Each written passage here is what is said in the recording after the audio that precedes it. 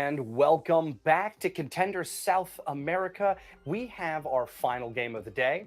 I'm your host, Green Havoc. I've got a couple of great analysts with me. I've got Frito, I've got Paulsable, and we're about to break down Fury versus LFTOWL. So what's on the line here? Well, for Fury, a whole lot. For LFTOWL, you know what? Maybe they take their foot off the pedal. I don't want to see that, but it's a possibility. You never know when you're in first place and you're winning the league or winning your group so easily, I should say, what happens in week 4. So I've got to ask Frito, when it comes to Fury, what needs to happen for them to step up and get some much needed map wins?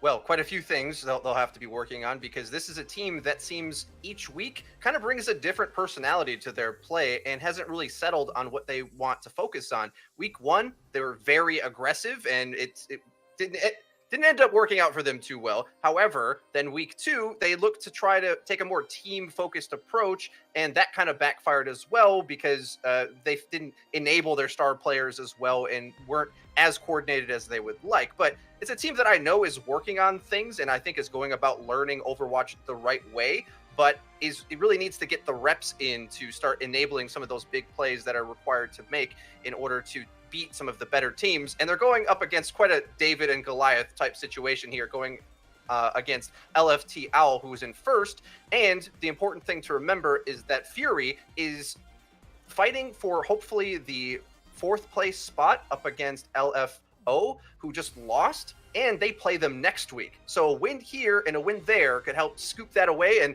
by the way, you get your consolation prize of playing against base tryhards in the first round. But that's better than nothing. It's still with a shot to the playoffs here, and it starts today. And hey, if you were going to take that spot and have to go up against base tryhards, you know what? You'd be feeling at least pretty decent if you beat LFTOWL. So, I mean, you'd be in good spirits at the very least. However, on the other side for LFTOWL, Pausable, this team doesn't need much of an introduction this season. They've been great, but what does this team need to do to secure the win today? Oh yeah, well Frito talked about Fury as a team that has brought sort of different looks every time. They've had different rosters too. LFTL, complete opposite situation, right? They've had their solid roster. These 6 players, every single one of them has been a standout on the role. I really want to highlight Fasty, because he's new to main tank this season, right? Was a pretty respectable diva player last season, but he's been thrown into this main tank role, and we had questions going into this season about how he would perform, but he's pulled it off really well, taking it to top tanks in this bracket, like Mate and Chosine, who we just saw in our last matchup, right? And LFTL has won out every time. This is sort of the cruise phase for LFTL, right? They play Fury, who only have beaten Black Dragons, and then next week they play Black Dragons, who have beaten nobody, right? But you don't want to see LFTL start sandbagging, as we're all familiar with in the Overwatch competitive scene, right? You want to come out against Fury. You want it to be dominant. Shut them down. 4 maps. Don't let them take points. Just destroy them. And they have the capability to do it. All right. So the small team needs to play bigger. The big team wants to just continue playing big. And I didn't realize it was possible for our casters to be better looking than Panda and Labasco, but it is true because we have the very handsome Hurix and the always wonderful Lemon on the caster's desk. On over to you two. Thank you, Green Havoc. And hey, I think we're pretty good. I think we're pretty good looking. Yeah, I'll say you carry maybe in the looks department, I'll carry in the brain, or maybe along those lines. But we got our final match of the day, Fury versus LFTOWL. It's first place LFTOWL versus Fury, who are still fighting for a spot in playoffs, currently in 5th. But because of the result of LFO, Fury, if they win this match, as the desk have said, they could possibly clinch that playoff spot they're looking for. Yeah, it's an uphill battle for them though, right? I mean, when 98 joining this team, losing Ryzen, that's been something that they've struggled with for the entirety of this season since their week 1 matchup versus up there where they did have Ryzen.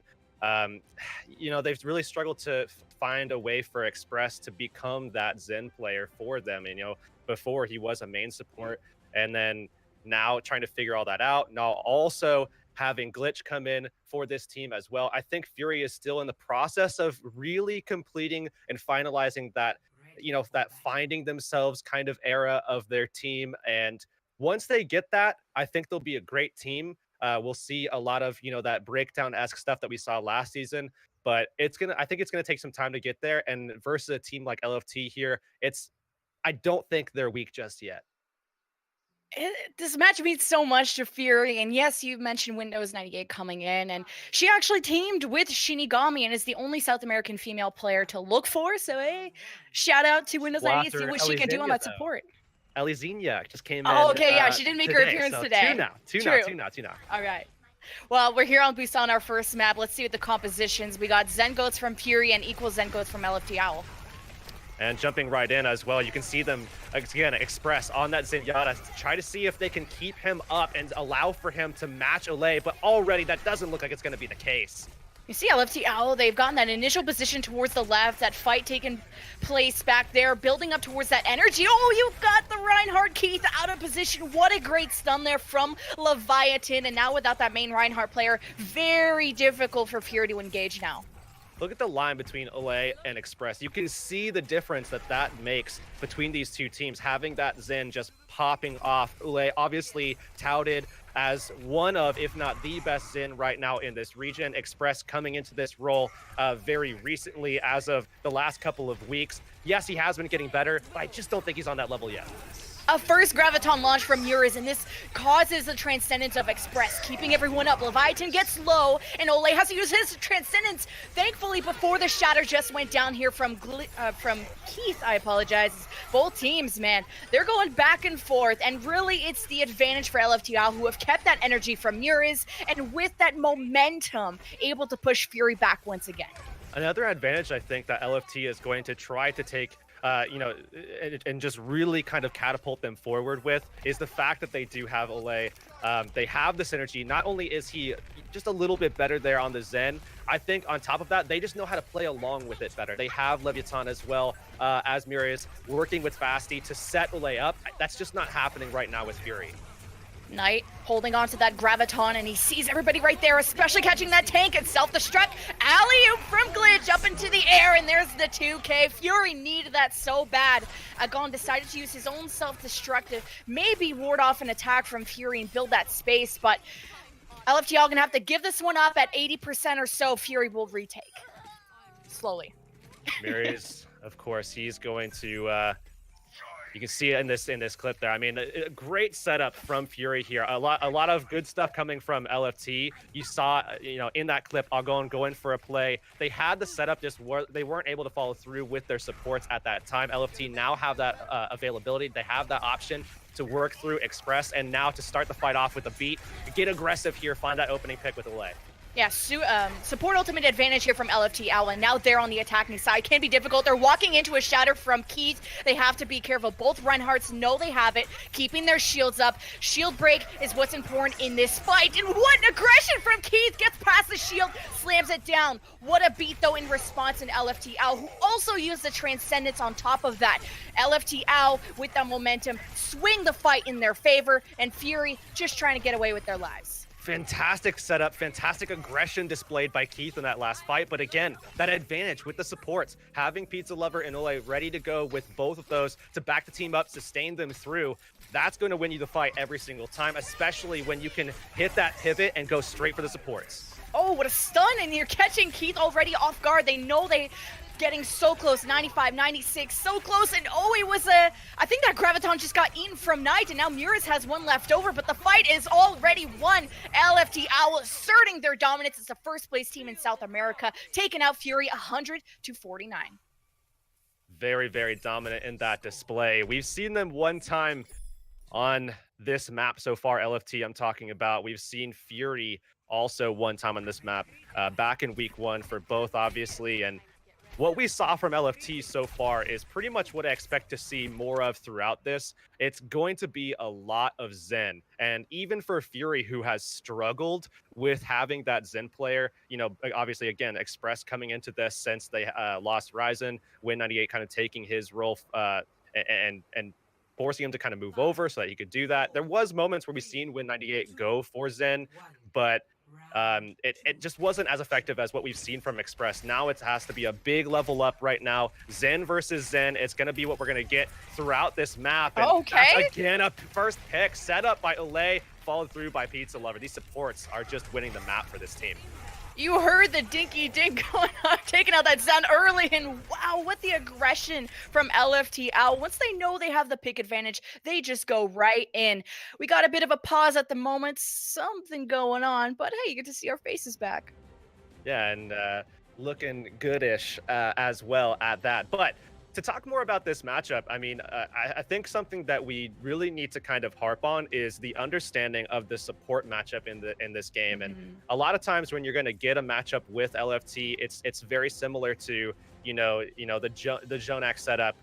Of course, when you see NYXL play, you have to talk about it, especially with this current meta. Zenyatta can really be a very, very impactful player, and look no further than Olay to be that big impact. I mean, Fury, on the other hand, is exactly the opposite. Not only do they not have that high-level clutch player at the Zen role that has a lot of experience at that position, but they're moving a main support over to it that doesn't have the experience. He doesn't have the same mechanical ability, and positionally is kind of losing out in some regards as well.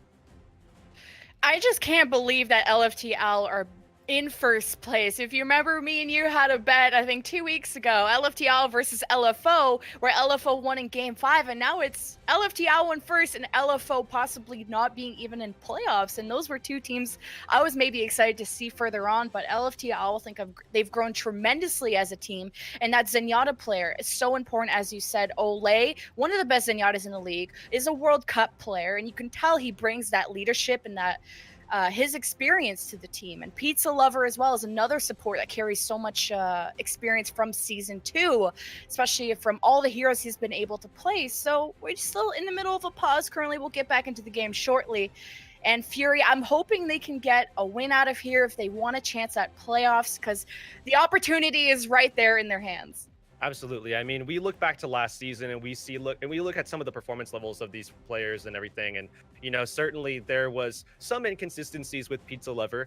But I think the major thing that I've seen with this import of bringing in Olay and Pizza Lover over to this LFT roster, I think it's actually kind of empowered them in a very, very big way. Obviously, there's a lot of talk already about what Olay brings to this team, and especially what he brings to this team in the current meta for the Zenyatta role. But on top of that, Pizza Lover, I think, has really stepped things up. And I think we don't give enough credit to Pizza Lover, actually, because we think about Pizza Lover in the capacity of last season and some of the Mercy meta and some of the ongoings that went around at that time. Pizza Lover stepping things back up on the Lucio role, where obviously he does feel a lot more comfortable. I think he's really, really had a profound effect on this team, and we've already seen it in this map. Speaking of effect, you just had that sound bear from Pizza Lover just wear off, and what a shot are we just seeing from Fasty. This is how you get back on track from a pause, which was kind of in the middle of a fight, but LFTOWL, they just step right back up. Muris keeping that high energy, and 95-96, you miss most of the map, but all you need to know is that LFTOWL will walk away with that Busan win. And again, just displaying that dominance. And I think the big thing here as we go into a second map is you have to figure out how are you going to get away from a map where it's going to rely on Zen level play, right? I mean, you look at the maps in the map pool, you look at Nimbani, you look at Hollywood right now. Those are the ones that they're going to be going for.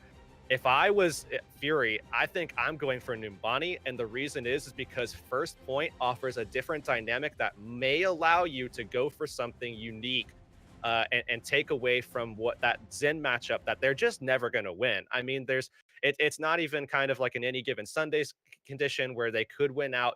I think 100 times out of 100, Olay is going to be able to take down Express, and more importantly, and probably more pertinent, is that the setup for Olay is going to take down the setup that that Fury has for Express. So between both of those two things, I think the best bet for them is to stay away from Hollywood, where you could see a lot more Zen, and maybe go for a Nimbani approach. However, it's still kind of a toss-up because you could see it either way.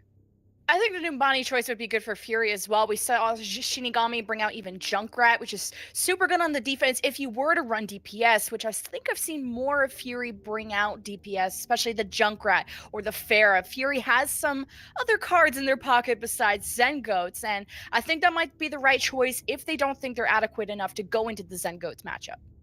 Yeah, I mean, you even look at some of the matchups that we've seen between these two, for these two teams on these two maps. I mean, Fury has probably their best look on Nimbani. Granted, it was against Black Dragons, and LFT has had their worst look, unless you count week 1 where they actually had Pizza Lover DC on Nimbani. I think their worst look has been their Zen Goats performance on Hollywood last week versus Up. Granted, yes, Up is a very, very solid team. I still think that they're at the very least still equal to LFT despite their loss last week. I still think that. So it's not much to take away from. But if I was looking at this and I was Fury, I'm looking at the best opportunity being Hollywood and avoiding the Zen versus Zen matchup. Sure, allow LFT to fall into that trap of wanting to bring out that Zen approach, wanting to bring out that Zen Goats, and then find a way to work around it, find a way to adapt to it, and a way to get into the backline and start really being a lot more oppressive to Ole and maybe catch him and exploit the team that way. And you got to give Fury a lot of credit here because they have, Glitch that came in for Dagoshim, and you have Knight, who's relatively new to the Contenders scene. And the synergy between your tanks and the synergy between your supports is so pivotal in a meta like this. And you have LFTOWL, who have Pizza Lover and Ole, both from the same team from Season 2. So they have the synergy already on lockdown. And Fassi and Agon, although they came from different teams, act like they've been probably playing together for years. So Fury have these pieces coming together. But I think Keith was the one, who's trying to press the W. He's trying to bring that aggression for the team. And you're going against a first place team. You got to play as aggressively as LFTOWL. We just saw in Busan what it's like when Fury take a step back and let LFTOWL have control of the steering wheel. Yeah, absolutely. There was a couple of moments where, a couple of glimpses where we did see Keith really going for that aggressive look. On the first map, that's where we saw it probably the most. I think we saw maybe 2 instances of it where he was really putting the pressure on Fassi. He was really going for it and trying to get behind the shield setup, or rather receive the setup from his team, and then be enabled enough to actually make some plays. Unfortunately, LFT is a very, very resilient team. And in situations like that, they are prepared, right? I mean, they're going to go for that kind of thing, and they're going to have the support backup in place. And that's exactly what we saw as well. So as we look at the next map, it is, of course, going to be Nimbani, as expected, as predicted, because I'm brilliant and We're good both looking. Big Rain. I want some credit here. Hold on. I thought so. I agreed. I'll give you credit for that. That's fair. Sure. That's fair. But again, I mean, brain backpack. Yeah, I mean, the big bring back the black emo Gen Sport. But yeah, either way, I mean, again, I think the big thing with this map pick, I think the big incentive here for Fury is to remove as many opportunities to take on a Zen versus Zen matchup. If they can remove that, then I think that's their best bet. And I think that you really got to go for something that's very chaotic. And you have to go for something that is very, very aggressive and possibly even something that oppresses the back line so that you can take the Zen out of the equation, force Ole onto something like Moira, where you can then kind of control the game from there. I just feel like LFTOWL have been so patient with their support ultimates. And if you're Fury, if you're able to know that the other team's not going to use their support ultimates, you can win out the fight using yours and then hold a defense from there. Maybe LFTOWL are softer on their attack than their defense, as we are setting up for Numbani, and we'll let Fury a couple more minutes to choose their comp. But LFTOWL, this is what we wanted to see: DPS from these teams, especially on the defense. Leviathan on that Pharah and Mirrors on the Doomfist. This is their Nimbani approach. This is just what they do. Farm Mercy Doom. This is exactly how they go for it every single time, it seems.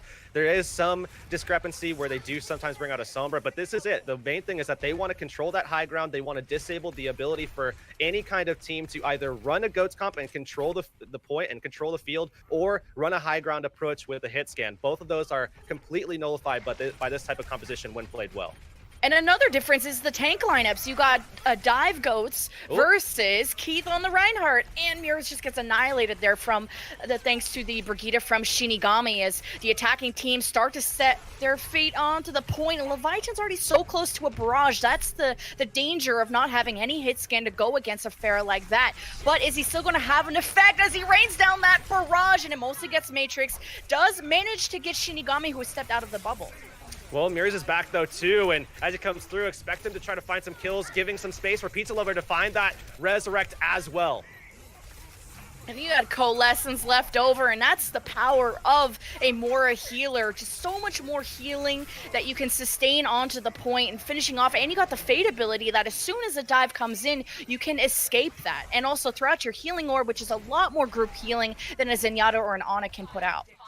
Well, here comes the swaps, and I would imagine they're going to go all the way back over to that Zen Goat style, maybe a Zen Dote style where, you know, you do bring in that Winston. However, it looks like they're going to go with the former. It's going to be the Zenyatta being played by Ole. So this is just another one of those situations where don't take that matchup. Keep Win98 on the Moira here. This is something that they do run a lot already, so they are pretty confident at this. They have the experience running this kind of composition into a Zenyatta, so it's all about the sustain. Play your corners and deny angles from this Zenyatta. Yeah, LFTOWL want to win this fight quick, and Knight just wants to grab them, but got spotted out there. There's the D.Va waiting for him to launch that Graviton. They probably know that he has it, and waiting for the moment, and you got to avoid the Matrix, and the D.Va's just in the front line, so possibly taking that flank approach, but no, launches it right forward, and Keith charges somebody out of that. Leviathan, but I think he got shielded actually by Mirius, so they're safe for now, but that opens up Fasty, and they're going to get right into the backline because of that. Yeah, they're just trying to save their Reinhardt, and it's Keith just going ham, and this has been the player we've wanted to keep our eye on from Fury. He brings that aggression, he brings that front line to this team, and without him, it seems that Fury crumbles.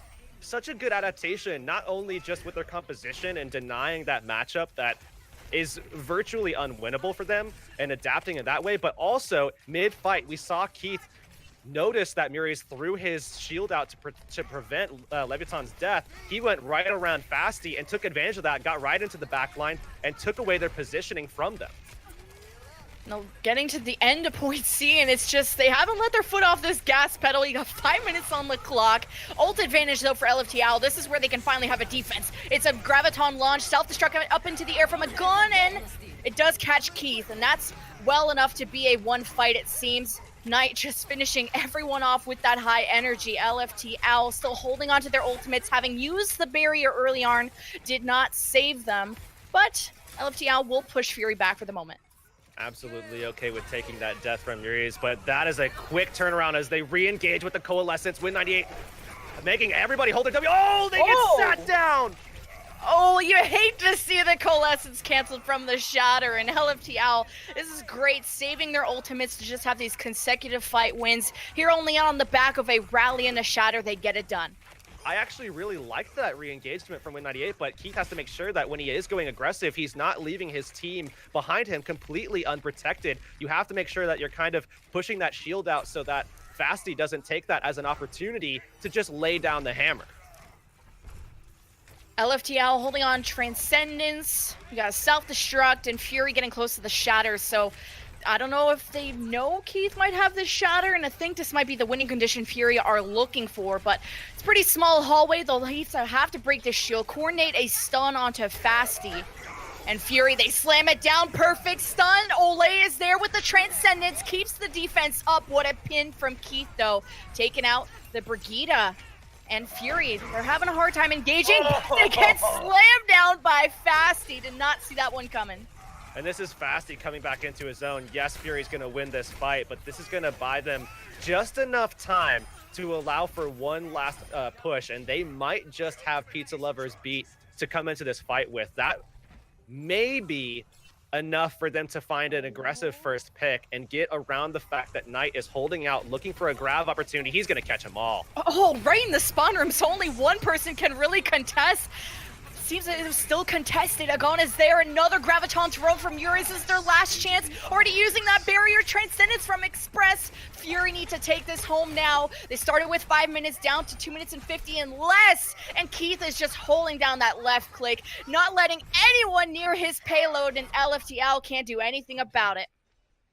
A lot of back and forth between Keith and Fasty there. We saw it go a lot differently on Busan, and it seems like they've adapted to this. Yes, the setups for Keith are typically a little bit better, but we've seen how openings can be exploited, and Keith has the eyes and the ears and the mind to take advantage of that. Just a couple of, tiny little decisions made, not even necessarily mistakes. I mean, I actually really liked the bubble from Yuri's to actually assist Leviathan and make sure that they didn't lose their brig right in the beginning of a fight onto that grab, because they have the ability to go ahead and then just start getting aggressive if they do keep their brig up. But Keith was way too quick on the uptake and just drove straight in after it. That was really good play coming off of that charge. Now, looking at a defense, again, you want to make sure that you're taking away the option for LFT to have a Zen versus Zen matchup. Just prevent that as often as possible. The issue, I think, comes into play when you are on defense, because you can't really set the tone. You can't get those quick re-engages with the Coalescence where Win98 can just say, you know what, big brain, I'm going to go ahead. It looks like we're disengaging, but we're going to catch you off guard with this one. I mean, that's the kind of really aggressive I guess like a good way to make change the pace and really kind of set the tone that you can only get on a Moira that way. There's no other way to get it. Otherwise, the Zen is pretty much doing all of that. But here on defense, you can't really do that. So I think LFT are going to be able to set a good pace for their attack now. This is going to be a really, really tough go, especially on point A with the Moira, where they can get held into a corner and LFT will have all the space for Ole to do whatever he wants on the Zen. I think Fury still had a fantastic attack, despite being down 0-2 on Busan, and where this is really setting the pace for this series. Control, anything can happen. LFTOWL goes straight now towards the point and rotating now towards the right side, waiting for the engagement of Fury. Running that Moira Goats means they can sustain onto this point maybe much longer than Ole can on this Zenyatta. They go now towards the right, maybe wanting to engage off this high ground, not wanting to take too much poke for no reason. Helping Yuri's getting that energy might be another objective as well. Gotta keep Fasty safe, but you also have to go in before Win98 has his Coalescence. Look for the aggression right now. Oh, the tanks get really low, and it spreads Fury's defense apart, and Fasty getting so close to that Primal. He's gonna need that to just divide and conquer this defense. Sets down the bubble, separates the healers from the tanks, and there's that Coalescence you've been waiting for. Goes right after Ole, who cannot shield himself away from all that damage that a Moira can provide as well. The defense do hold now. Well, now LFT has the sustain, and they have the advantage in the support department. You still have to have that same look. You have to be aggressive. Now Fasty swaps over to the Reinhardt because they have the allowance to go for a setup onto Keith. You pull Knight, his projected barrier out, and you catch Shinigami off, then you can really set Fasty up for an easy kill onto Keith, Ole backing it up, and then they just have the sustain to make sure that they stay alive. Yeah, it's down to Express's barrier and Ole's transcendence of who can kind of top their team up the most when it gets most critical. LFTOWL take a good chunk of damage at the start of this fight, and now you got the barrier that needs to drop here, or it's gonna be Ole who takes the charge as the main support, or dropping all that healing. Transcendence, LFTOWL still engaging, but trying to break down these shields and dropping that Graviton and the barrier to engage. Is this enough to turn the fight for LFTOWL? And a gun self-destruct is gonna tell me yes, that should get them the payload here. He's just been so good and so consistent with landing those self-destructs. I mean, between him and AGM, they've had shutout seasons, it seems, between those two, and especially in this group as the standout divas. Certainly a lot could be said about D'Agostino as well, who was the diva for Fury, but we're waiting for that big moment from Glitch to really kind of set Fury into that same classification, that same tier of having those diva players that just can really pop off with a self-destruct. Oh, the stun shatter goes through, and a responding shatter there from Keith, who is there to survive. Ole gets annihilated there. They probably have to take a step back, missing, and oh, Keith is so low, and look at this confident charge from Fasty. Wants to get that Reinhardt chasing after him. Oh. Someone help Fasty, oh my god, and it doesn't seem that Windows 98 could speed his Reinhardt any further out of there, and LFTOWL, great stagger kills, and that'll get them halfway to B.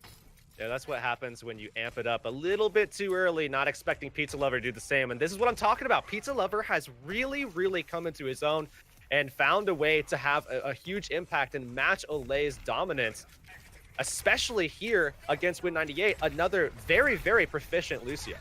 This last fight, or this fight, is going to come down to who has their Graviton first. Mirrors has his, and now Knight just about around the corner. When are these guys going to find the opportunity? Mirrors is at a great angle. Does not launch it quite yet. The Transcendence already triggered there from Olay. Mirrors launches that Graviton Knight as well. It's Graviton, whose Graviton really is it anyway? Mirror is so high energy. You see him on your kill feed. He's pushing Fury back almost as the better frontliner than Fasty. And on the back of that, LFTOWL get point B. And that right there is the difference in having the support back up and not. Express Win98, they really needed that there. See 4 minutes just over that on the clock right now as LFT still building things up. And it's really going to come down to control here, especially as we round this corner, because Fury has a lot of sustain. So if you can knock them down, you can break that down a little bit, but you have to make sure that you find a way to get past Keith. And I just don't think that with the weapons that Fury are coming into this fight with, that they're going to be able to do that. Oh, Keith has a shatter, and you can kind of be sneaky, hide behind this payload, wait for them not to see it coming out. Both Reinhardts have it. Keith slams it down. Great stun coordination from Shinigami, looking to clean things up. Stunned on his own. Responding shatter now from Fasty. The barrier from Pizza Lover to try and sustain them. And Express uses his Transcendence. It's going to be a long fight as LFTOWL look to re-engage now. A forward Transcendence from Olay guides them towards the payload. And Fury taking a back seat. They've lost a few members now. And Glitch coming back to the fight, has it self-destruct. You can't use it quite yet. Barrier dropped, and now a Graviton from Muris and Knight. This has been a bonanza of ultimates, and LFTOWL just starting to get the number advantage now. Agon versus Glitch. Agon's taking that every single time. Glitch had his self-destruct for such a good position, and he let it go. He just didn't use it in time, and then by the time he did, it was easy for LFT to just avoid that entirely as Agon was able to find some value of his own. Is anybody gonna get onto this? Oh no. Well, there's the pace that I was talking about at the very least. I wasn't expecting that. I thought they were going to get back on 10. But look at these time banks here. It's like 1 second difference. This is where Fury are standing up, and they know how important this match means to them. If they want to get into playoffs, they need to take out LFTOWL, who is currently in first place. And LFTOWL, man, you can't underestimate any team in South America. Not at all, especially when they have these kind of mismatches that you aren't typically prepared for. I mean, think about LFT and the way that they've gotten to this point, right? I mean, they've played Isris, they've played LFO, and they've played Up. Those are the three, in my opinion, toughest teams in this group. So they've played a lot of what they're already playing themselves. A lot of mirrors, a lot of Zen versus Zen, a lot of, a lot of goats that they're kind of trying to prevent. Yes, Fury is playing that, but they're playing it a lot differently. They're playing it in a style that is basically just a lot of gear switches, right? They're playing it very low tempo, and then all of a sudden they'll switch it on you, and it's very high octane right off the bat. I mean, we've seen that. I think the most perfect example is bringing us right back to that Win98 coalescence on the Moira going into point number 3, where they looked like they were disengaging, going back to spawn, and quickly pivot back around it and get aggressive off of it. That's what Fury plays like. And LFT, it looks like there's a little bit of time to adapt, but I think they're settling in now.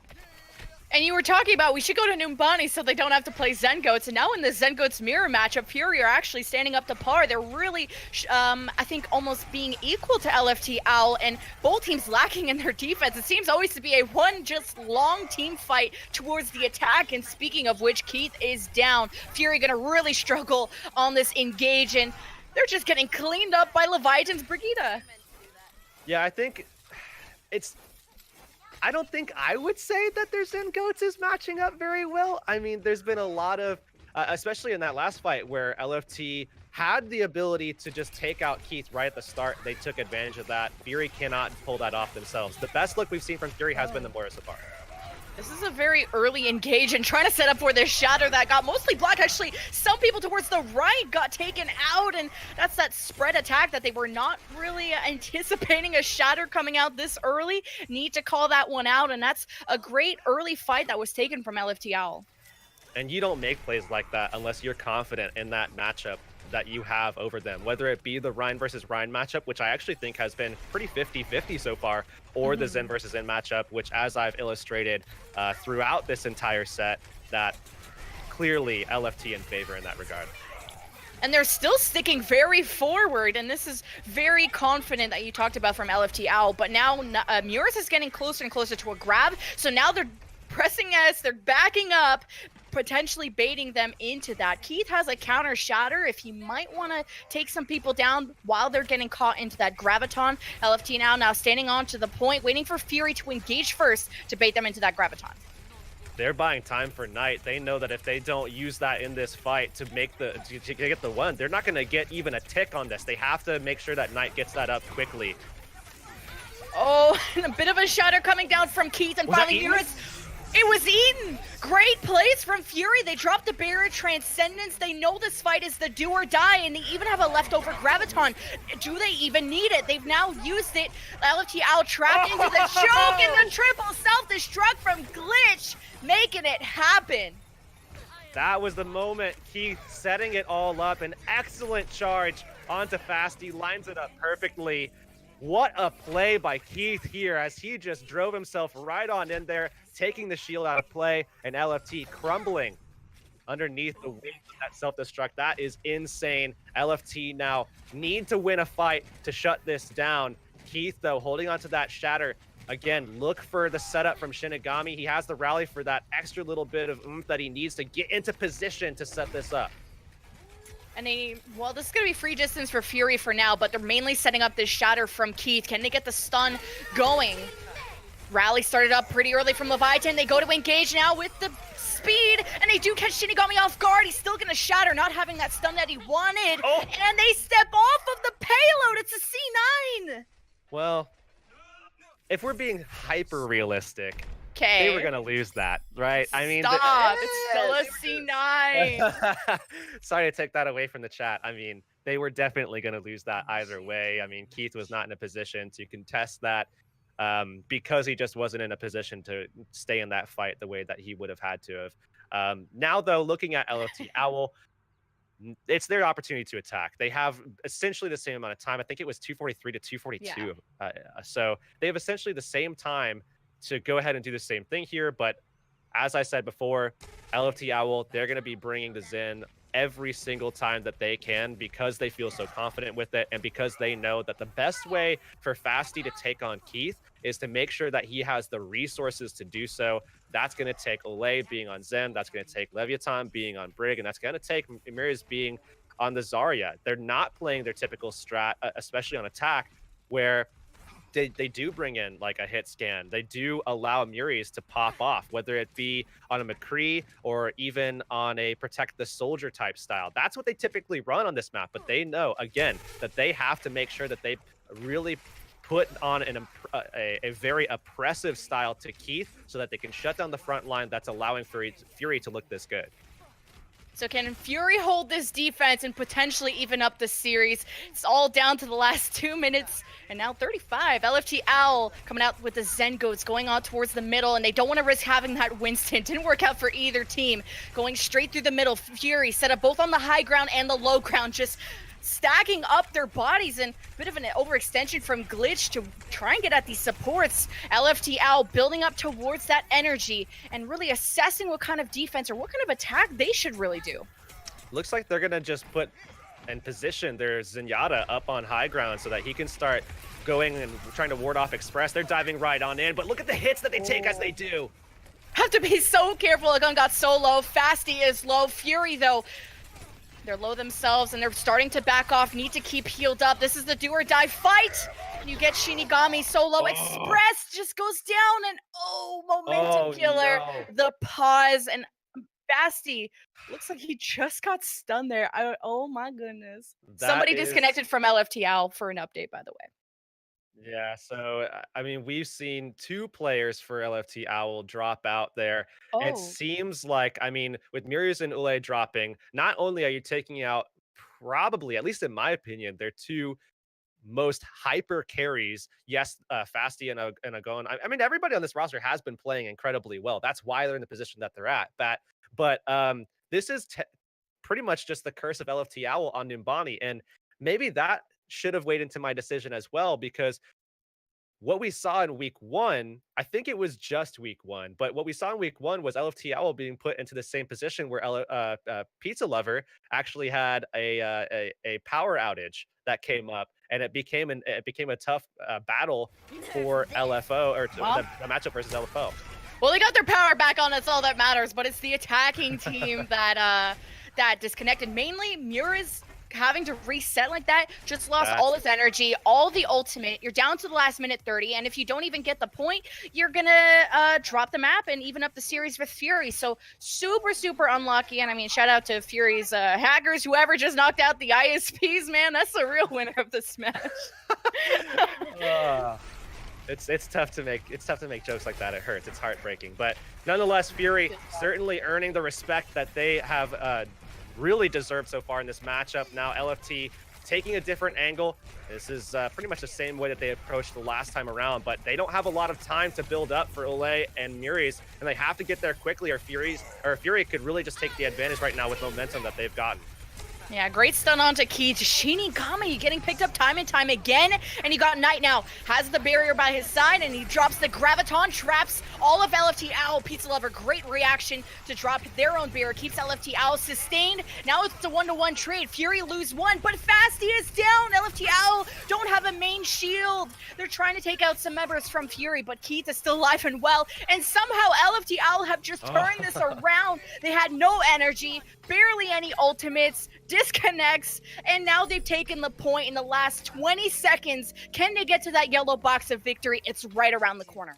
Obviously, winning that was important because they needed it, but it's even more important and pivotal now in this matchup because they've created an ultimate economy mismatch where Fury doesn't have anything for this next fight, whereas LFT, because Murius and Ule dropped, they're just now getting their stuff online, and they have the weapons to go forward with that. And you got Windows 98 down. Oh, but the bubble saves them. Fury trapped into a Graviton self-destruct. They see the winner. Good, just won them the match.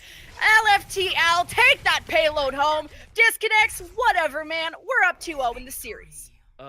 LFT closing it out the way that they needed to right there. Fury, however, looking very solid right now. Numbani went the way of LFT, but Fury could have taken that one. I definitely like the approach that they had there. Avoid the Zen matchup as for that opening fight. Get some momentum into the matchup so that you have that ability to win out later on. Give yourself the time bank to work with. Unfortunately, though, LFT with that Zen comp is it's just too much. But it's just the composure of LFTOWL. Like, are you kidding me? No energy.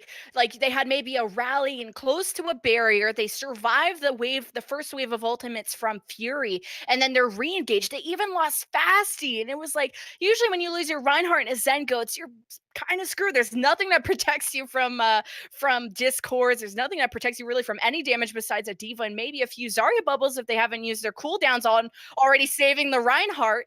And I've been loving the support ultimate synergy from Fury. You got Windows 98, Coalescence, the Fade reaction. And although, the Coalescence got shattered once, I think this has been a different flavor Fury are bringing out. And I know you said maybe the Zen matchup isn't, close between these two teams, but, the time banks tells a story and how close it got to the very end. I think this is a great series, even if it's still just a 2-0. Absolutely, and I'm looking forward to hearing what our analysts have to say. Why don't you guys take it right now and tell us what you think? Well, what I think is pretty straightforward.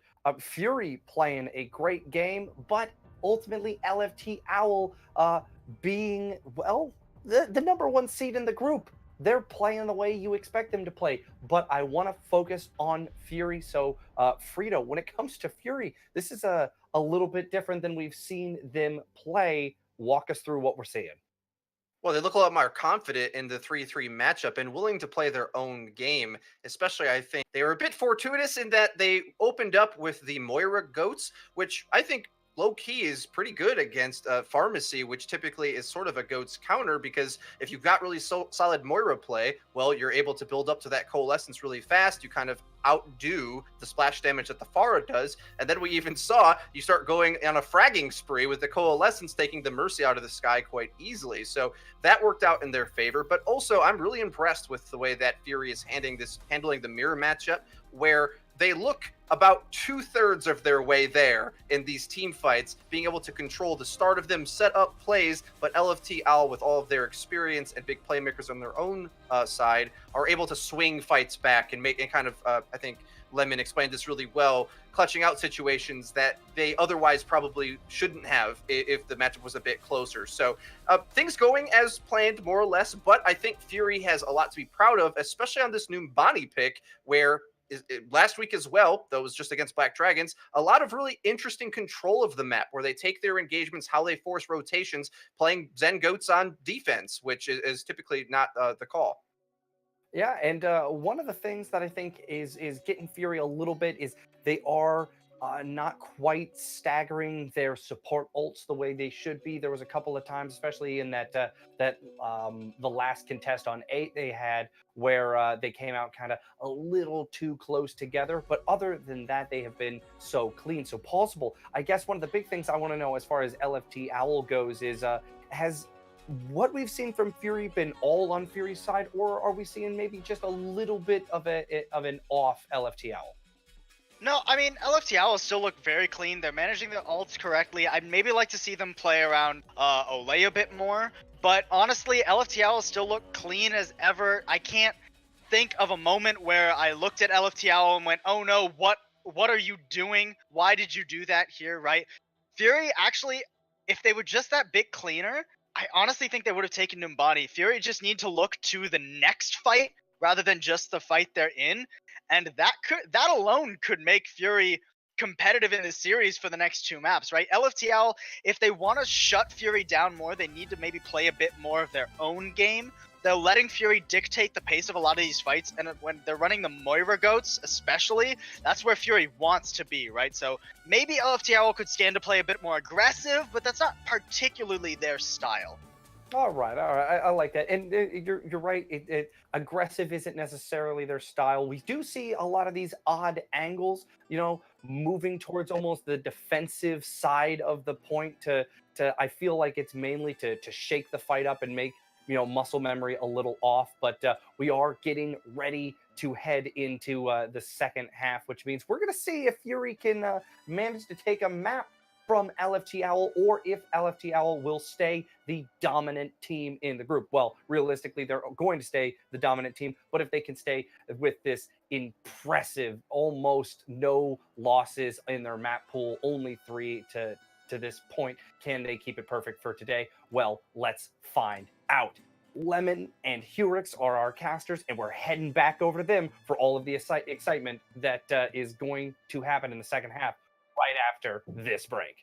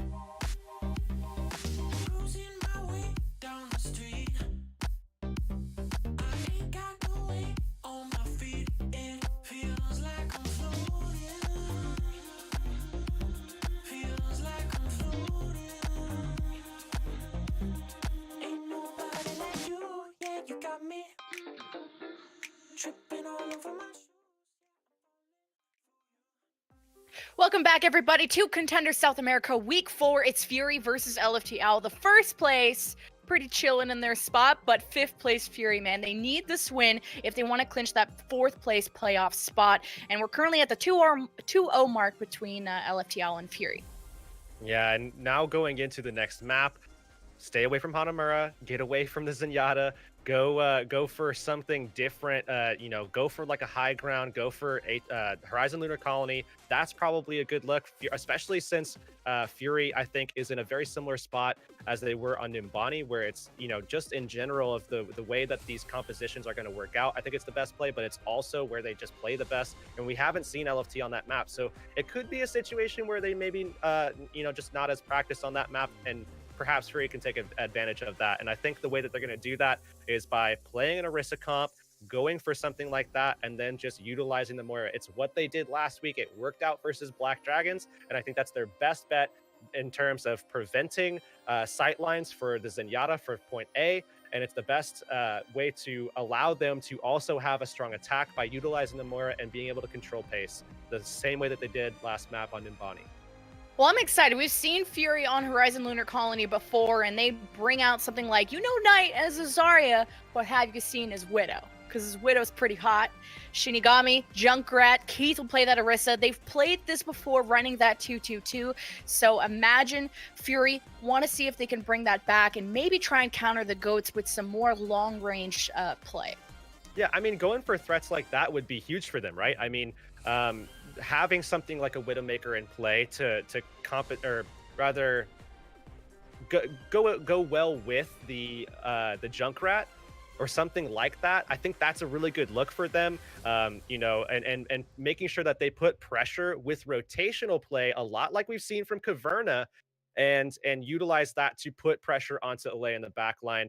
I think that's what really helped them out last week versus Black Dragons. I think continuing in that form is going to be the best outlook for Fury to take a map, and it has to be here, in my opinion. Otherwise, you're looking at a very tough Dorado, where you're going to deal with maybe even just some hit scan pressure from Uriz, where he's going to be playing like a McCree style for their attack, or you're just going to have to worry about the Zen Goats. Either way, it's going to be a struggle.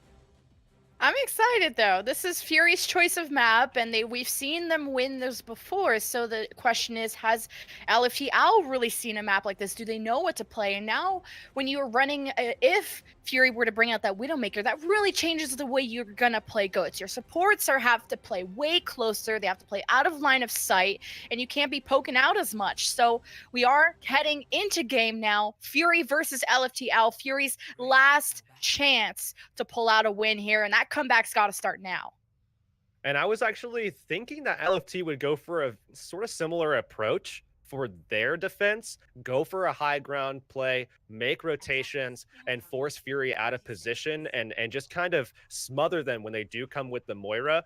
I think we're going to see some swaps actually here from Fury. I find it doubtful that they go with this. I still find it doubtful that they go with Glitch on that hero as well. So definitely expect the Moira Goats from Fury on their attack. Definitely expect them to go for an Orisa defense on defense. But nonetheless, LFT looking to battle it out again with that Zenyatta trying to take the aggression to Fury and bait Fury in, force Fury into the point, and then start opening up on Keith. Moira goes from Fury. Man, they're trying to sustain as that with the more as usual. Windows 98 known for the Mercy, known for being Shinigami's pair last season as the Farmercy duo that they were so strong on before. Meanwhile, Keith forgot the memo about getting back in the spawn, and LFTOWL take a very forward approach to the defense. And I was thinking that they were actually going to swap. Oh, there it is right there, Win 98. I mean, we saw her sitting in the spawn on the Moira. It looks like they were just discussing it. Do they want to actually take this matchup or not? And that is looking like it is going to be the case. Keith versus Fasty with the backup of the Zens right now, just battling against each other. We'll have to see which one gets taken down first. How does Fasty already have a shatter? We've seen like half of a team fight, and you already have Glitch out of mech. So this Zen choice makes a lot of sense because of the way LFTOWL are playing this defense. They're playing forward, so Fury want to have that early fight win. Keith is so low, they can't really engage until Glitch gets back into mech, which now just happens. They have a rally now, and they get caught in the middle of a Graviton. LFTOWL playing so reactively. Meanwhile, you got a back cap. I didn't even notice this. Fury have a tick and a half, and no one has noticed from LFTOWL until now. He got the second tick. Big W there. So Glitch, not only did he have an opportunity to make a pretty big play, he actually can get back over to his team right now by going through space. So he can actually reconvene with them. They can all collate, and they can get back together and start getting ready for this next push. They're going to have some backup. They're going to have Knight ready to go with the grab as well. He's coming around the corner. Nobody sees him. Oh, you get the supports and you get Olay, but he uses a Transcendence to use solo grab and Transcending Zenyatta. Gets out of it, now wants to keep his front line alive. Shatter slams down from Keith. LFTOWL struggling to keep this defense going. And although the forward defense worked at the start, they kind of got hurt by the 2 ticks earned at the beginning. Now trying to answer back with the Graviton, self-destruct also thrown. The kills come ringing in, and Fasty with the 3K. LFTOWL do kind of get to breathe now a little bit. This next fight is going to be so tough for Fury. I mean, both teams are, they don't have anything ready to go. The economy is just, neck and neck right now. It's going to be a fight for who can generate faster, and 9 times out of 10, that's going to be LFT, especially when they're aggressive here on these defenses, looking for Keith, and they get the stun off again. Now he's in trouble. Wow, they got Keith down. This is the aggression from LFTOWL. They did this on Numbani too, playing at the spawn room doors. That's maybe a little bit more common, but to play this far forward on Horizon Lunar Colony, they know that Muris has the energy advantage, so hey, why not take a fight early? Yeah, they've just been posturing up so aggressively throughout this set, especially when they have this matchup, because they know that they can win out with those setups. If they get a quick speed boost, they shift right into Keith. They have the stun. Keith never gets out in those situations. And LFTOWL are still in a good spot, holding on to that barrier. Transcendence as soon as it gets hairy, and you got Fasty having a shatter. Oh, he was swinging away, trying to bait Keith. Now they both about to have shatter, but Graviton thrown, yoink towards the back, and Muris sets it up perfectly for Orgon's self-destruct. They've been on par, and a bit of a Reinhardt scuffle, but Keith too low to make too much of a dent into Fasty, who had all his teammates there. Now you got the stagger of a lifetime onto Glitch, who has the mech, but just wants to get back to the spawn room quicker. I mean, Keith has been doing great in the situations where he's had the setup, but Fury have really struggled. I mean, look at the timings with Knight and his projected barriers versus what Muris is doing. It's often very, very early, and they hit the stun. Wow, great shatter, great Graviton. Fury now in overtime. They almost got this on the back of a back cap from Glitch, and because of these forward defenses from LFTOWL, they've just taken energy away from Fury, they're surviving through the ultimates of Fury, and Fury will unfortunately not be able to see the end of point B. They do get a lot of point A, but no cigar. Fury would look so much better if they could prevent things like this.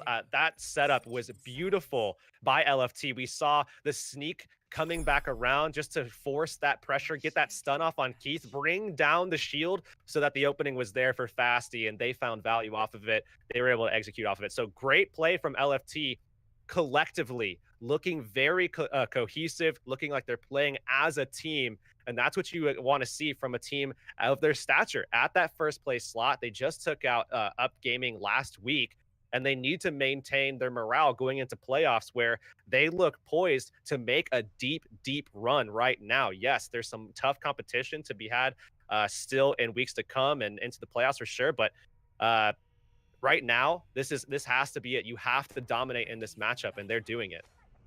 I just can't believe Fury just didn't even get to point B. Point A is such a defensive or offensively favored. It's very hard to defend. Usually all the action happens at point B, and for Fury to get that percentage just on the back of a back cap and not even take a there was only really one fight at the point. That whole time it was LFTOWL pre-ulting them and pre-killing them before Fury even organized the fight. And this was after their attack on Numbani, where they were winning fight after fight. They got a 2-minute and 42 time bank, so they were looking great. And now to not even see point B, this is going to be rough. I don't expect them to take the series now on the back of this. We'll see what they can do now with their setup of the Widowmaker and the Junkrat that we were predicting previously. Big brain once again. Oh, yeah. But Give me some credit. It has to be rotations right now. I mean, Fury, if they don't make the correct rotations, if they're not quick enough on the uptake, because LFTOWL controls the pace here with this composition, allowing Pizza Lover to really do this, but it looks like they might just make swaps. They're going to go for Moira. That's actually a really good approach, because now they have the sustain to prevent, slow poke deaths from happening from damage from Shinigami, Knight, even Keith and Express. So this is a good look for them. Again, just have to make sure that they keep that speed boost ready for when they need it and make sure that they catch that rotation late. Oh, my favorite thing to do as Moira is to fade out as soon as a rip tire comes out, but you have to be pretty big brain to try and predict when the tire explodes. It does give you a little bit of survivability also towards explosive ultimates like self-destructs, explosive ultimates like rip tires that Fury are hovering over. So LFT now, they take their position onto the point, and now Fury poking away, but they also have to prevent that objective time. They don't have a lot to work with. Knight all the way at the back, trying to chip away at these supports, but look how smart they're playing. They're playing out of line of sight. They know where Knight is. Having that infra sight, it's not going to be useful for them to prevent this objective time from going in. LFTOWL still alive and well, and Fury now, they need to get on this point. It's so tough in this situation. They get the res onto Express, but there's no way that he's going to be able to do anything at this stage, and LFTOWL are going to be able to take this decisively yet again, looking a lot like Busan. But just as I mentioned before, Lemon, I mean, this has to be a matchup that LFTOWL just simply looks good in. And the reason why is because of that Zen matchup. You have to make sure that you're exploiting that throughout this series. We've seen a lot of that, but we've also seen some adaptation being displayed by Fury. We've seen them getting away from it, trying to play a little bit more Moira, trying to play something different, even in this last map here, Horizon Lunar Colony, where they do play that rotationally based high horse Orisa comp, whatever you want to call it. It hasn't worked out to its fullest effect, but they've had some glimpses of hope there. LFTOWL continue to be undefeated, now in 4-0 in the standings, still sitting pretty at first place. Now the question is between Fury and, was it Black Dragons? Like, who is really gonna maybe climb out of that hole? Can they climb out of the hole mathematically? Yeah, it's looking for Org, it's Black Dragons, it's Fury, really positioning in themselves for fourth place. And Glitch, he almost could have gotten point A. That was 2 ticks there, and then they engage off of this. You see 90%. If this fight just LFTOWL using their support ultimates, they just dumped every ultimate from preventing Fury from getting this point. And if Fury would have saw point B, I could have seen them finishing it with that momentum they had. Yeah, we have seen a couple. I mean, that's what essentially is the case with Fury right now. There's been some mistimings with Shinigami and Knight, but there's also been a couple of really clutch decision making that has happened there. Keith has really stood out in my mind. I mean, he hasn't been getting all of the resources because of the mistimings that we've seen from Knight and Shinigami that he really probably deserves, especially in this matchup where he's looked good against Fasti in a lot of regards. Glitch hasn't really matched up as well with Agon, I think, and it certainly seems like Agon is taking the cake there. Again, in spite of some otherwise clutch situations where, again, Glitch was able to get 2 of their ticks that they were able to get on Horizon Lunar Colony. But I think the main factor here, it remains the fact that it's the support lineup and making sure that they have the ability structurally as an entire team, as an entire collective, to set each other up. And that comes from a lot of time together, structuring everything out. And it comes from the callouts, whether it be from your tank, whether it be from your brig, or whether it be from your support. Someone has to be making those calls and making sure that the right things are being done. And for Fury, at the moment, it just isn't the case.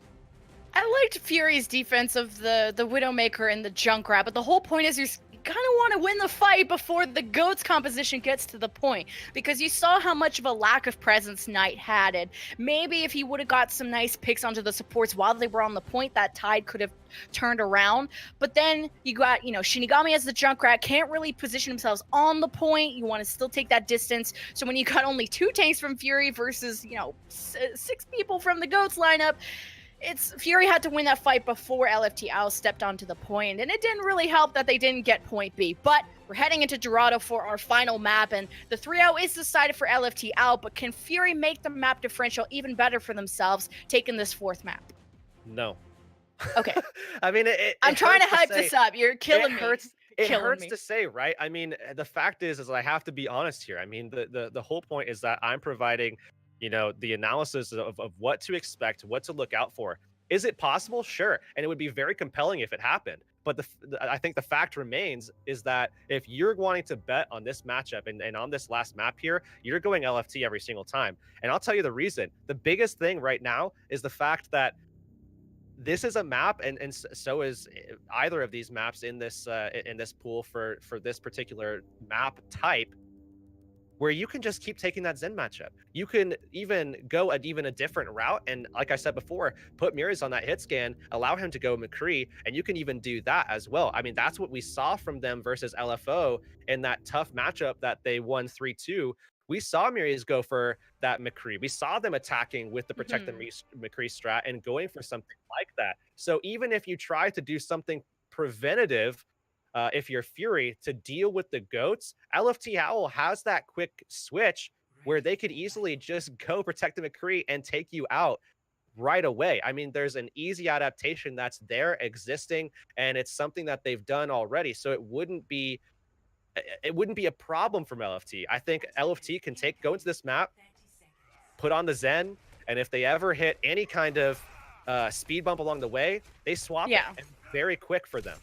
I think Fury chose this map also to see if Knight can do something on this Widowmaker. This is a very Widowmaker heavy map, and also that if they were to go to Route 66, LFTOWL brought out the quad DPS that time, and I don't think Fury are really prepared to kind of deal with the silliness that can happen on Route 66. So we're here on Dorado, and actually Knight gets off of the Widowmaker. So I thought, he maybe sees the initial dive positioning or of the high ground positioning of LFTOWL, and that's where Widowmaker's going to hang out. So Fury don't want to risk the Widowmaker choice going on to the Zen Goats, and it's a Zen Goats matchup.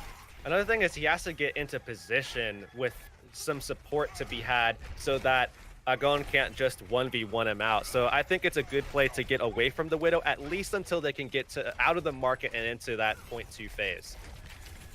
It's going to be about the shield batter in this tight little choke point. It's the shield is down. That's when all the damage can rain in. That's when the discords become dangerous. And that's when you have the Lucio speed boost that really wants to just run that train right through the middle. So Fury taking a different approach, going towards the left side and trying to sneak up on this defense. But it's about building that energy. Mira is just slightly ahead with the Graviton. Keith's shield is lower, though, than Fasty's. So both teams playing very safely here. Just buying time right now for Muri's to just be able to just outpace Knight. Yes, we're seeing LFT draw back, but Muri's is very close. Oh, and a 1-for-1 on the Briggs. Wow, it's 1-1. Brig 1v1. But it's the quick Graviton from Muriz, traps Fury. And using that Transcendence a little bit too late. You're not able to save Keith. But can they engage now just with the sheer power of Knight's energy? Respawning Transcendence from Olay gives them the upper hand. They managed to get that D-Mech on the glitch. So Fury have to full reset. But they do manage to pull out the Transcendence, and they have Knight and Glitch both coming online with that combo of dropping the self-destruct in.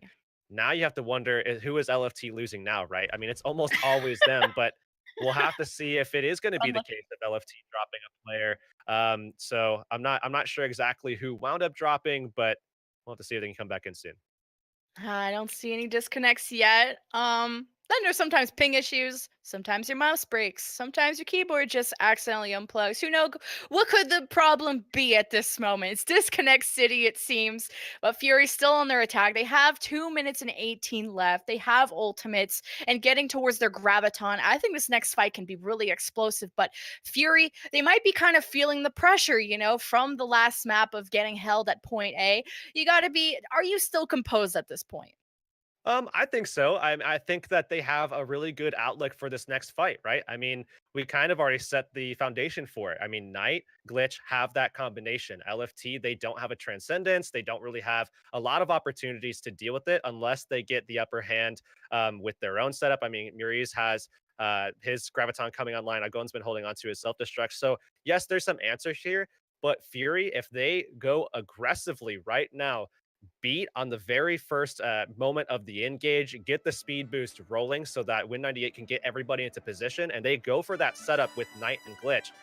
Again, setting the tone themselves and not allowing LFT to control and dictate how each fight goes, then I think Fury can actually win this next fight, get out of the market, and get Knight onto something like a Widowmaker or go for just another push with the same composition. Yeah, the choice of barrier is important. Do you use it to engage and try and get that early fight advantage, or do you use it to survive Muriz's graviton that's coming up? And you have the danger of the shatter. There's a lot going on. Graviton from Muriz, self-destruct from Agon, and the pins going in from Fasty. Fury already down 2, and Knight goes down, losing that energy, couldn't get out in time. But in Fury's sake, that was a quick fight loss. I'm shaking my head. Nobody can see it, but I'm shaking my head right now. Fury, I'm going to give you a quick coaching tip right here. Oh. Beat and go. Just go. Fury, you're just go for it. What? What are you waiting for? There's an opportunity there. Hit the speed boost, hit the beat, and go. Fly forward. Get everybody into position, out of that choke, out of harm's way, and set up for that combination. You have another shot here. It's just without the beat. Let's go. Oh, look at this bait from Fasty. It goes backwards and makes them go forward, and they just get all shattered back to spawn just as quick as they came out.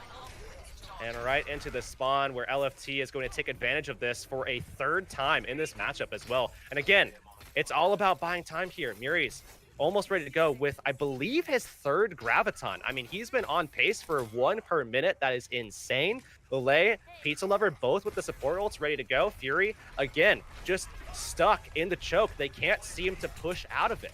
And Knight hasn't been able to find an opportunity with his grab. Do you risk wanting it to get eaten? And you don't want to use it when your number's down. See a different approach from Fury here. They just can't handle that choke point, especially when the other Zarya has more energy. And Knight taking a different approach because he wants to see if he can grab him from behind. Agon spots him, gets ready for the Matrix, drops it down, still traps them. Transcendence from Express as the other team gets grabbed. So an ultimate bonanza, and this is what we've been expecting from Fury. They know how desperate it is, don't have a lot of time, but now LFTOWL have saved all of their ultimates, using the Transcendence, using the barrier. Fury, they make a little distance, they get out of the choke point. Agon self-destruct towards the back, pushes Fury all the way back where they just were. Fury making so little progress now. Another graviton from Muriz, and in overtime, Fury are just not getting anything done on their attacks. Your kill feed is all in white for LFTOWL, and they're en route to take their 4th map. And Fury, see if they can turn this round in the next round. 4 minutes, 4.3 ults. 4 minutes, 4.3 grabs. Gravitons charged in that time. That is actually insane. Muriz is on fire. LFTOWL as a whole is on fire. And Fury right now don't seem to have an answer. I mean, we saw them adapting finally in the final moments, where we saw them go for a different approach, where they went through that the stairs and they allowed Knight to go in and set up for the grab. They were finally sort of aggressive to be able to be put into that position. Not even really, because they were very passive about their approach until the grab went down, and LFT kind of allowed it to happen because they had the backup of the support. They knew that they could out-sustain there, and that's actually exactly what happened. Fury, again, off of that kill that we saw with the charge from Keith and the extra help from their support, killing Fasty, having the advantage, and just letting it go awry because they can't find a way to continue to hold and to continue to push and be aggressive when they have that advantage, lasting out the sustain and making sure that that first pick was a little bit more value than what we saw it actually wind up being.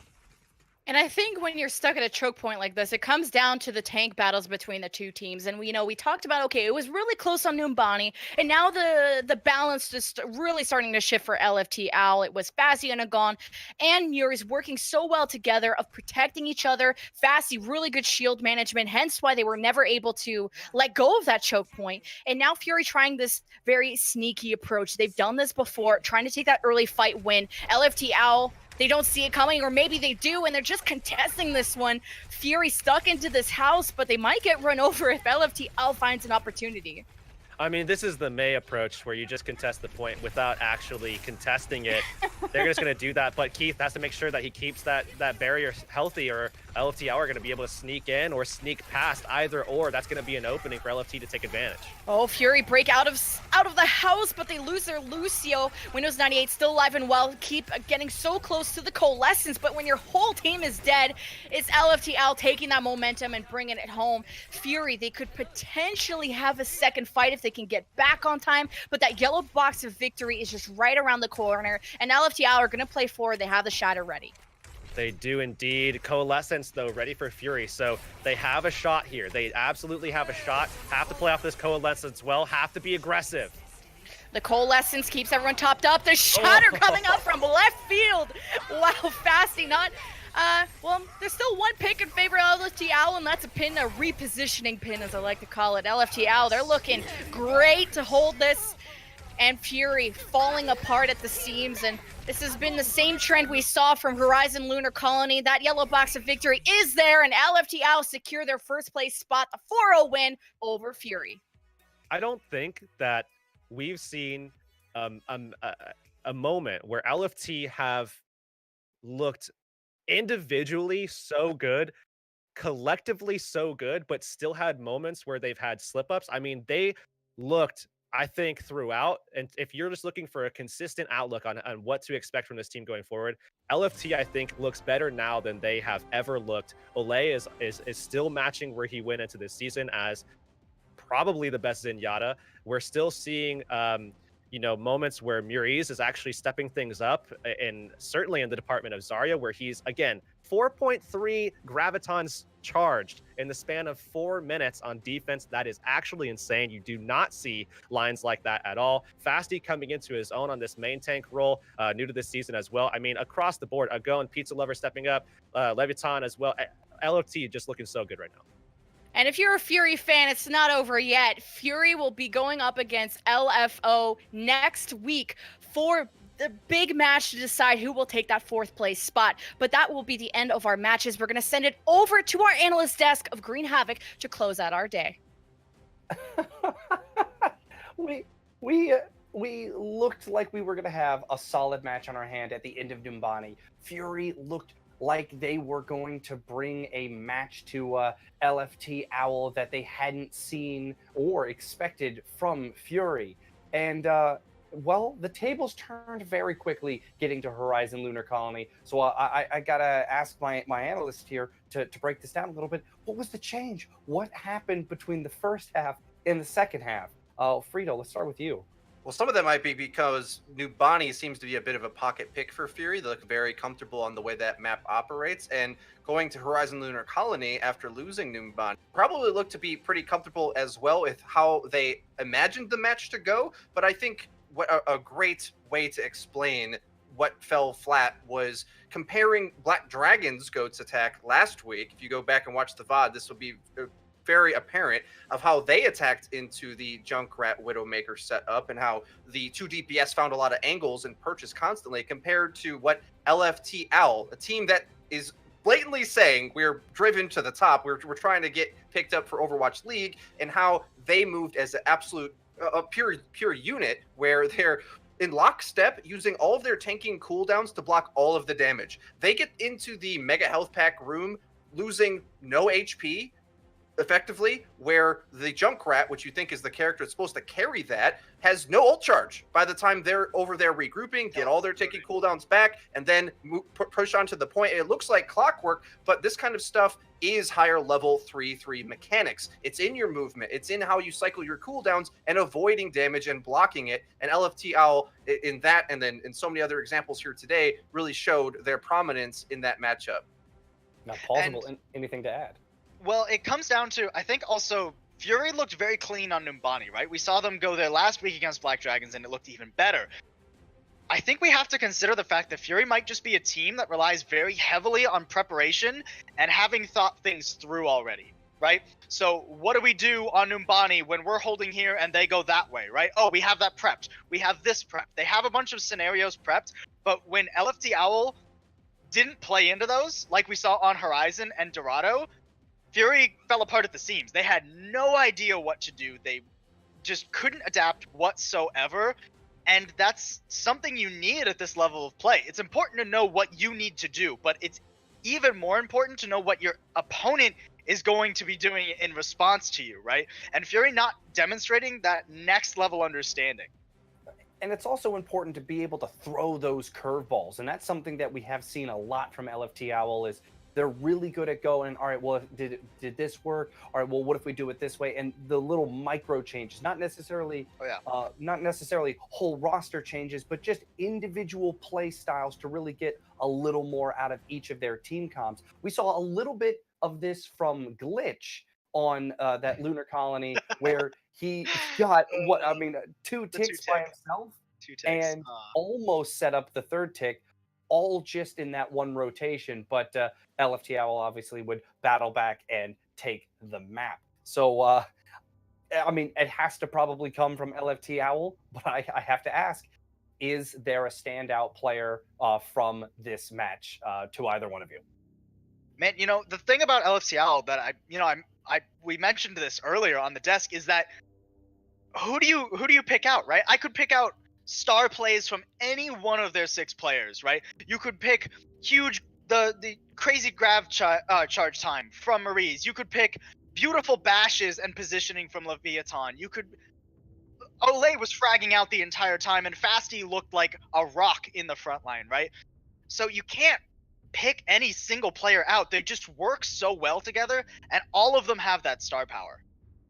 For me, I think if I had to choose, I kind of agree with all that as well, but one player that I think stands out in comparison to a lot of other teams is Leviathan for me, where I think his ability to always be in position to have Bash ready at the clutch moment is really going to show up, especially as we start to look forward towards playoffs. And that's sort of the difference maker. Every player, I think, has that aspect to them for sure, where they are solid in their role, like you're saying, but the difference maker for me is some of that brig play, which we know it's kind of a brig carry meta. If your brig's unshakable and basically unkillable and always has Bash at the right time, it sort of is that diva effect, of course, with like defense matrix where the enemy feels like they can't play the game. Well, positionally, I think that's what Leviathan is doing to the enemy team oftentimes. And a team like Fury, they're just not really ready for that level of dominance. You saw how they got basically held at their own spawn door almost at Horizon Lunar Colony, where they felt like just suffocated out of the map. And dominating that positional play comes from the brig and the entire front line, of course.